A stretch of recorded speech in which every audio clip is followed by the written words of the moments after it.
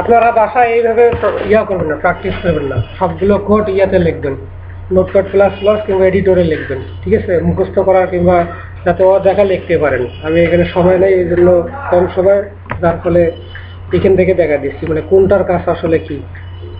এখানে form action দেওয়া আছে যে অ্যাকশন পেজ ডট পিএসপি। এই ফরম অ্যাকশনটা এই জন্যই ব্যবহার করা হয়েছে, যখন আমরা ডাটা এখানে দিয়ে সাবমিট দেব তখন action underscore page dot PSP এই পেজে চলে যাবে, ঠিক আছে? এখন ওই পেজে যা থাকবে তখন মানে ওইখানে গিয়ে কাজ করে আউটপুট দিবে, ঠিক আছে? এটা পিএসপিতে ব্যবহার করা হয়, ঠিক আছে? তারপরে হলো এটা তো বুঝুন, ইনপুট টাইপ টেক্সট দিলে হলো এটা একটা টেক্সট ফিল হলো, তারপরে ইনপুট টাইপ, তারপরে টেক্সট, এইখানে সাবমিট মানে এটা এতক্ষণ যা মানে যা করলাম, ঠিক আছে? এটা হলো অ্যাকশনটা, মানে অ্যাকশন অ্যাট্রিবিউটের কাজ কি এটা বললাম। তারপরে মেথড অ্যাট্রিবিউট। এখন মেথড অ্যাট্রিবিউট হলো যখন আমরা ডাটা দেই সেটা হলো গেট এবং পোস্ট দুটা আকারে দেই। তো এখানে দেখা গেছে যে ফরম অ্যাকশন টাইপ মেথড যখন আমরা গেট দিব, এটা when to use get we can use get the default method. অনেক সময় আমরা যখন মানে ওয়েব পেজ ভিজিট করি তখন কিন্তু উপরে এই ধরনের শো হয়, যেমন অ্যাকশন আন্ডারস্কোর পেজ পিএসপি, তারপরে এটার পর ফার্স্ট নেম, মানে ওইখানে এই যে এর আগে যা যা নাম দিছি ওই নাম শো এখানে শো হয়েছে, ঠিক আছে? লাস্ট নেম মাউস, যার ফলে কি এখানে সম্পূর্ণ ডাটা মানে একজনে ইচ্ছা করলে পেতে পারবে, এখানে শো হয়। এটা হলো গেট। যখন আমরা গেট দেবো এখানে মেথড যখন গেট ইউজ করব তখন এইটা ব্রাউজারে তখন এইটা শো হবে। এইগুলো বিস্তারিত পিএসপিতে আছে, ঠিক আছে? তো আমরা অত মানে বেশি যাব না, আমরা শুধু ডিজাইনটা করে দেবো, ডিজাইনে যা ক্ষেত্রে হয় আর এগুলো একটু অল্প আইডিয়া। তারপর পোস্ট কখন ব্যবহার করব এটা দেখেন, এখানে যখন পোস্ট করছে এটার মধ্যে দিয়ে যাই আমরা,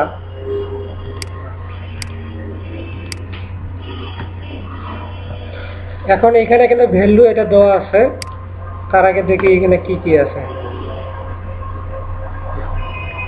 অ্যাকশন পেজ ভ্যালু এটা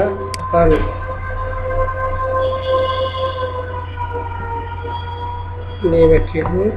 If the form is updating data or include sensitive information, password, post offer better security because the submitted data is not visible the page address, মানে পেজের একটা অ্যাড্রেস সহ এখানে যখন পাসওয়ার্ড শো করবে না। তারপরে ওই যে ইউজার নেম, ওই যে আমি যা দিলাম ফিল্ডের মধ্যে যা যা লিখছিলাম ফার্স্ট নেম লাস্ট নেম এইগুলি শো করবে না। কোন জায়গায় উপরে ব্রাউজারে যখন দেবো এখানে শো করবে না, ঠিক আছে? আর নেম অ্যাট্রিবিউট তো বললাম, নেম অ্যাট্রিবিউট ব্যবহার করা হয় ওই জন্য যে পিএসপি সঠিকভাবে ডাটা প্রসেস করার জন্য সেটা। এখানে নতুন নতুন মানে grouping the form data field set. এখন HTML এ কিন্তু এর আগে অনেক ডাটা ছিল না, এখন কিন্তু অনেক অ্যাড হয়েছে, এইগুলি দেখতে হবে একটা একটা করে। ফিল্ড সেট এবং লিগেন্ড এটা দিয়ে কি হয়, যেমন একটা মধ্যে বক্সের মধ্যে ওই ডিজাইনটা শুধু থাকবে, সেই জন্য লিগেন্ডটা এটা ব্যবহার করা হয়। এটা দেখেন ডিজাইনটা গেলে যেমন এইখানে ফিল্ড সেট এবং লিগেন্ড স্টার্ট করছি পার্সোনাল ইনফরমেশন, এই যে এইরকম একটা বক্সের মধ্যে মানে বর্ডারের মধ্যে কোনটা থাকলো, এই লিগেন্ডটা দেওয়ার জন্য পার্সোনাল ইনফরমেশন এটার মধ্যে থাকলো। অনেক সময় ক্লায়েন্টের চাবে যে এইরকম ডিজাইন করে দিতে হবে, তখন এটা জানতে হবে যে লিগেন্ডের কাজ হলো এইটা, ঠিক আছে?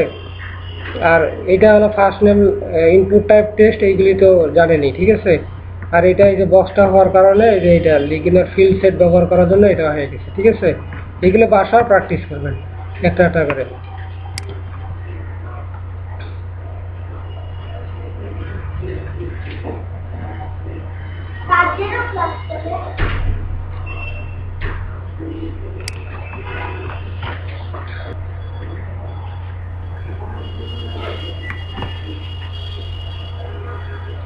এখন আমরা জানবো সিলেক্ট এলিমেন্ট। অনেক সময় দেখা গেছে যখন ভিজিট করেন উপরে থাকে মানে তারিখ দেওয়া থাকে কিংবা সাল দেওয়া থাকে 1991 থেকে একদম নিচে পর্যন্ত 2000 পর্যন্ত, তখন এই যে সিলেক্ট অপশনটা এলিমেন্টে ব্যবহার করা হয়। দেখেন এটার মানে স্ট্রাকচারটা কীরকম হয়। যেমন এখানে দেওয়া আছে যে ফরমেশন মানে তো বুঝেন সিলেক্ট নেম কার, মানে কার কি কি হতে পারে কত ধরনের কার, এই যে এটা এখানে দেওয়া আছে। এখানে কিভাবে হলো সিলেক্ট নেম কার্স, তারপর অপশন ভ্যালু এরকম করে দিতে থাকবেন, যতগুলি দিবেন ততগুলি এইখানে নিচে নিচে শো হবে, পরে ডাটা সাবমিট করবে। এটা এই স্ট্রাকচারের জন্য এই সিলেক্ট নেম এটা ব্যবহার করা হয়। ঠিক আছে, সিলেক্টের কাজ বুঝছেন এবার? এইটা জানতে হবে, মানে মুখস্থর মতো থাকা লাগবে আপনার। সিলেক্টের কাজ এইটা, এখানে দেওয়া থাকতে পারে, অনেক দেওয়া থাকতে পারে, বিভিন্ন ওয়েবসাইটে গেলে হ্যাঁ শাল এখানে যা পাবে, মানে সিলেক্টে যা পাবে ওনারা যা পাবে ওই নিচে নিচে দিতে হবে। অপশন ভ্যালু একটা নিচে ক্লোজ শুরু হবে, ক্লোজ করবেন, তখন এইরকম করে নিচে নিচে অটোমেটিক যাবে। টেক্সট এরিয়া, অনেক সময় কন্টাক্ট আস পেজে যখন আমরা যাই, কন্টাক্ট আস পেজের মধ্যে যেখানে একটা টেক্সট এরিয়া, একটা বড় একটা ইয়া থাকে, ঠিক আছে, মেসেজ লেখার জন্য একটা টেক্সট এরিয়া দেওয়া থাকে। আর ইনপুট টাইপ টেক্সট হলো ছোট আকারে একটা, মানে একটু ফার্স্ট টু লাস্ট একটা ব্যবহার করার জন্য হয়, কিন্তু টেক্সট এরিয়াটা হলো ওর সাথে বড়, এই যে বড়, এটা ছোট বড় করা যাবে। ঠিক আছে, এটা বড়, এটা হলো যে মেসেজটা দেওয়ার জন্য, মানে অনেক সময় সেটা থাকে যে মেসেজ টাইপ ইউর মেসেজ, তখন এই কোডটা ব্যবহার করা হয় যে text area name message row. এখানে মানে রো মানে সারি, কতটা সারি, মানে প্রথমে যে আমরা দেখছিলাম যে শো করছিল এইখানেও ছিল হলো 10টা সারি এবং কলাম ছিল 30টা, এখানে সে অটোমেটিক নিয়ে নেবে। তারপর ক্লোজ করবো, টেক্সট এরিয়া ক্লোজ করবো, তারপরে ইনপুট টাইপ সাবমিট। এটা হলো এটা দিলে এটা ইয়ে হবে। ঠিক আছে, এইগুলি বাসায় নিয়ে প্র্যাকটিস করবেন একটা করে। অনেক সময় দেখা গেছে যে বাটনের মধ্যে ক্লিক করলে একটা অ্যালার্ট দেবে, সেটার জন্য এটা একটা নতুন on click alert hello world. ওই বাটনে যখন আমরা যাব ক্লিক করবো তখন একটা হ্যালো ওয়ার্ল্ড নামে একটা ওয়ার্নিং দেবে। যেমন বাটন টাইপ বাটন মানে এইটা বাটন হলো one click alert hello world click me. এই ক্লিক মি লেখার জন্য এখানে এই ক্লিক মি লেখাটা আছে। ঠিক আছে, এখন এখানে যদি ক্লিক করি তাহলে আমরা হ্যালো ওয়ার্ল্ড শো করবে। এটা দিলে আপনারা রান করেন, সাপোজ আমরা এটা কপি করে নিয়ে যাই। রান করার প্রয়োজন আছে? রান করার প্রয়োজন নেই, একই হবে।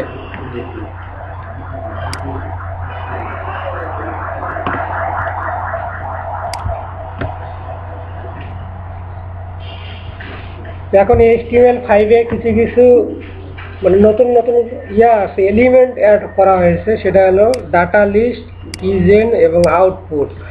ডাটা লিস্ট কি জন্য ব্যবহার করা হয়? ডাটা লিস্টে যখন আমরা ওই যে অপশন একটু আগে করলাম না, এই জন্য একটা নতুন ধরনের এরা বের করছে আর সাজেস্ট করবে এক ধরনের। যেমন ব্রাউজার কি হতে পারে, ব্রাউজার যেমন ইন্টারনেট এক্সপ্লোরার, ফায়ারবক্স। ঠিক আছে, যখন আমরা অ্যাজাক্সের মতো একটা সিস্টেম হয়েছে আর কি।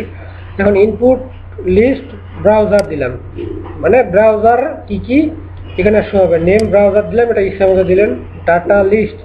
Data list ID browser use করলাম। Option value internet explorer, Firefox, Chrome, Opera. এইখানে দেখেন এটা মানে আসলে কাজটা কি হয়েছে।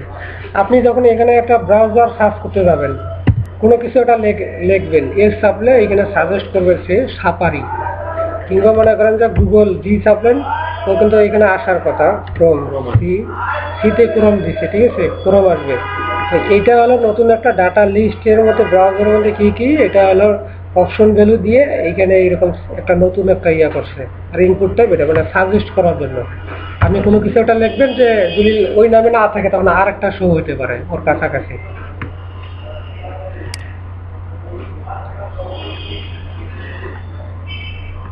তারপরে এখানে আছে কিজেন।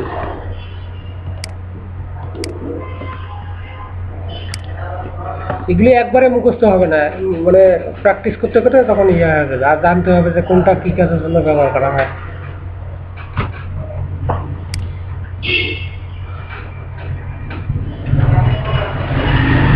ইউজারটা আসলে মানে অথেন্টিকেশন করার জন্য, মানে আসলে ইউজারটা ভ্যালিড কিনা, ঠিক আছে, এই জন্য কিজোন ব্যবহার করা হয়।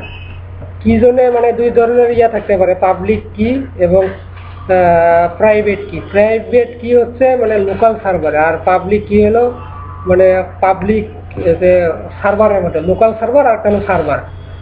প্রাইভেট হলো লোকাল সার্ভার, আর পাবলিক কি হলো মানে যে সার্ভারটা আছে ইন্টারনেটের সার্ভার মানে সেটার জন্য ইউজ করা হবে। এইখানে দেখেন এই ইউজার নেমের জন্য এটার জন্য এখানে ইউজার নেম শো হয়েছে input type test user encrypted. এটা যখন অনেক সময় দেখবেন যে ডোমেন কিংবা ইউজার নেম ভ্যালিডেশন করার জন্য যে আসলে ওটা ঠিক কিনা, এটা দেওয়ার পর যদি আমরা সাবমিট দিই একটা, এখানে এই সার্ভার থেকে একটা ইনফরমেশন আসবে, এইগুলি নিয়ে আমরা পরে কাজ করব। ঠিক আছে, একটা ও এইরকম মানে করবে ভ্যালিডেশন অথেন্টিকেশন করবে, করার পর একটা রেজাল্ট দেবে, সেই জন্য এই কোডটা ব্যবহার করা হয়। এইগুলি নতুন আসছে, এর আগে ছিল না HTML5 এর এইগুলি এলিমেন্ট।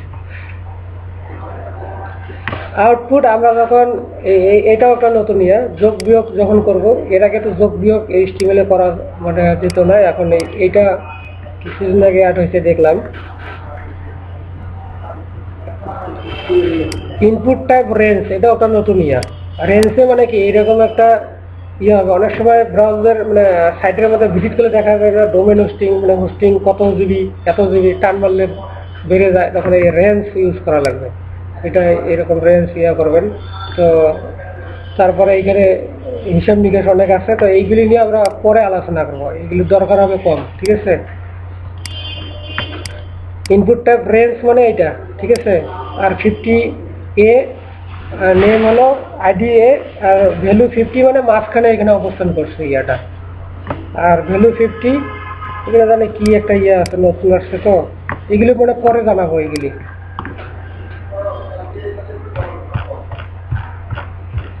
যেগুলি এখন আমাদের দরকার সেইগুলি নিয়ে কাজ করি।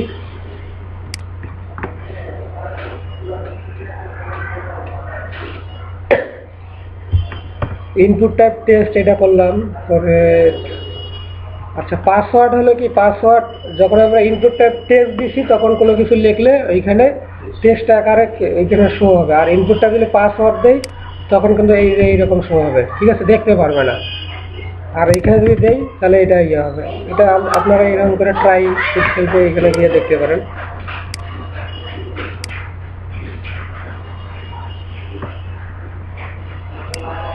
এখানে টেক্সট এরিয়া ইনপুটটা টেক্সটে যা লিখবেন এখানে শো হবে, আর এইখানে যদি লেখেন তাহলে পাসওয়ার্ড। ওই যে যখন সাইন ইন করা হয় তখন এইটার দরকার হয়, তখন কিন্তু ইনপুট টাইপ পাসওয়ার্ড ব্যবহার করা হয়েছে। ঠিক আছে,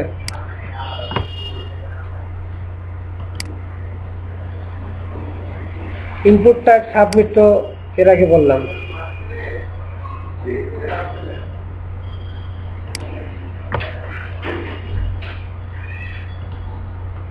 রেডিও বাটন মানে গোলাকার মানে বৃত্ত আকারের যে বাটনটা, এটা এখানে আবার আসছে। তো ইনপুট টাইপ চেকবক্স হলো, এর আগে কি ছিল, এখানে গোলাকার না, এখানে হলো 4 কোণা থাকবে, এখানে 4 কোণা। কিছু কিছু সাইডে দেওয়া থাকে যে এখানে অপশন দিয়ে এখানে সিলেক্ট করলে তো তখন এটা শো হবে। ঠিক আছে, মানে 4 কোণার জন্য এটা ইউজ করা হয় চেকবক্সটা। এর আগে যা বললাম যে হ্যালো ওয়ার্ল্ড এটা দিবে। HTML5 এ আরো ইনপুট টাইপ কিছু নতুন অ্যাড হয়েছে, date time, date local, email, month. যেমন ইনপুট টাইপ দিছে টেক্সট দিছি না, input type email, input type password দিছি না, এগুলো জানতে হবে, যে মনে রাখতে হবে যে ইনপুট টাইপ পাসওয়ার্ডটা কি। নাম্বারে থাকতে পারে, নাম্বার আছে, এগুলি দেখে নেবেন বাসায়।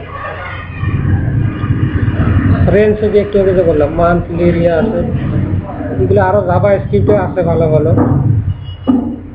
আর কিছু কিছু আছে যেমন এই যে ইনপুট টাইপ, ডেট টাইপ, সেগুলো জানার দরকার নেই আপাতত, কারণ সবগুলো আবার ব্রাউজারে সাপোর্ট করবে না। যেমন এই ইনপুট টাইপ ডেট টাইমটা আছে, যে এই ব্রাউজারগুলো গুগল ক্রোম, মজিলা ফায়ারফক্স শুধুমাত্র অপেরাতে সাপোর্ট করবে, তো এইগুলি জানার দরকার নেই।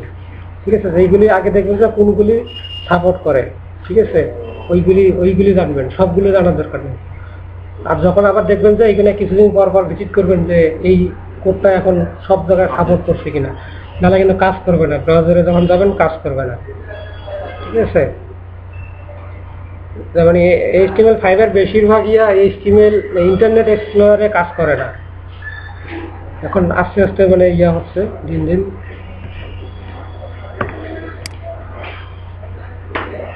বেশি লাগে যে ওইগুলি ইনপুটটা টেক্সট, পাসওয়ার্ড, ইমেল, এইগুলি একই জিনিস বারবার।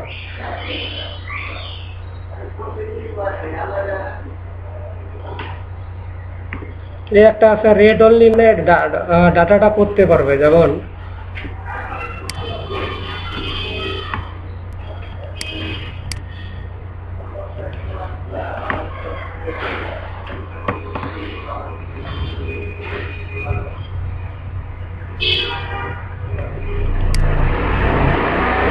ইনপুটটা টেক্সট, ফার্স্ট নেম, ভ্যালু, জন দেওয়া আছে, red only. Red only attribute specifies that the input file read only cannot be changed, মানে এটা চেঞ্জ করা যাবে না, এটা ডিফল্ট ভাবে থাকবে না, চেঞ্জ করতে পারবে না। অনেক সময় দরকার হতে পারে, সবসময় দরকার হবে না, তখন এটা দিতে হবে। তখন এটা জানতে হবে যে ইনপুট রেড অনলিতে এইটা কাজ করছে না, তখন কিন্তু মানে চলে আসবে অনেক সময়। সব জায়গায় হয়তো লাগতে পারে, ডিফল্ট থাকবে। হ্যাঁ, তারপরে যে ডিসেবল, মানে একটা কাজ করবে না, ইনপুটটা দিয়ে গেলে ওটা কাজ করবে না। যেমন এই যে এটা আছে জন, ইয়াটা input type text, first name, এটা হলো ডিসেবল দেওয়া গেলে এটা কাজ করবে না। ঠিক আছে, এইগুলি আগে ছিল না, এইগুলি নতুন অ্যাড করা হয়েছে। সাইজ অ্যাট্রিবিউট, আমরা যে ইনপুট টাইপ টেক্সট নিয়েছিলাম, টেক্সটের একটা সাইজ দেওয়া থাকে, দিলে 30 দেন 30টা ফিল্ডের ও অটোমেটিক নিয়ে নেবে। 40 দিলে 40, যেমন এখানে 40 দিছি, 40-এর জন্য একটু বাড়ছে। যদি এখানে আমরা যদি 200 দেই, এত দেই, দেওয়ার পর আবার যদি দেখি, তাহলে দেখেন যে আরো বড় হবে, আরো বড় হলো। ঠিক আছে, এইখানে যেমন নাই না দিলে অটোমেটিক ওটা সে নিয়ে নেবে। সাইজ হলো, সাইজ দরকার হবে যখন দেখা গেছে যে পেজ ডিজাইন করবেন, সাইজ কত এইগুলি আবার এই সাইজ দিয়ে ক্লাস দিয়ে আবার CSS এর মাধ্যমেও কাজ করা যাবে, ওটা পরে দেখাবো। আপনার শুধু বাসায় গিয়ে মানে কোনটা কি কাজ করে এইগুলি মাথায় রাখতে হবে, তারপরে আমরা পিওর একদম মানে কিভাবে প্র্যাকটিক্যালি কাজ করে ডিজাইন করে কিভাবে PHP ফাইল থেকে, তখন আমরা কাজ করব। ম্যাক্স লেন্থ মানে সর্বোচ্চ কতটুকু মানে দৈর্ঘ্য হতে পারে।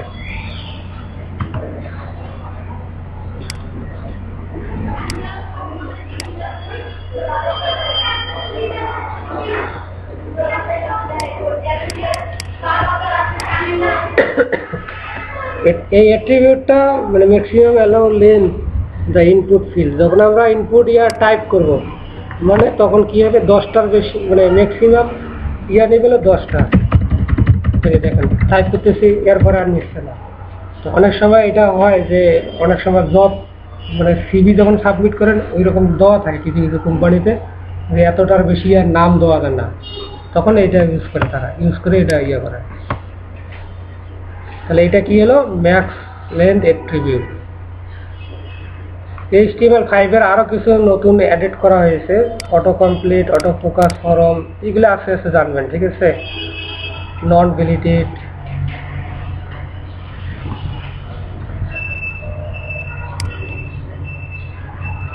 এটা মানে এটা সাপোর্ট করবে না, যে অপেরা ভ্যালিতে সাপোর্ট করবে না, গুগল ক্রোম আর ফায়ারফক্সে সাপোর্ট করে।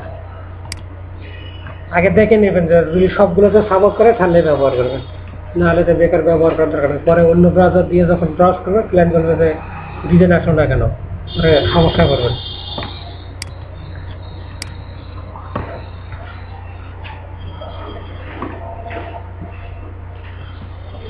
এখানে যেমন একটা আছে নো ভ্যালিউ টু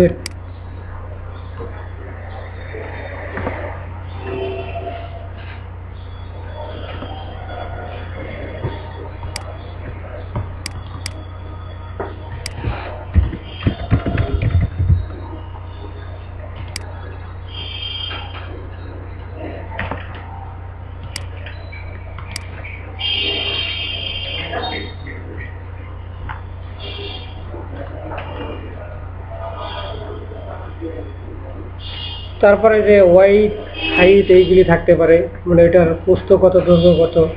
ঠিক আছে, একটা ইমেজ নিলাম, ইমেজের ওয়াইড হাইট থাকতে পারে।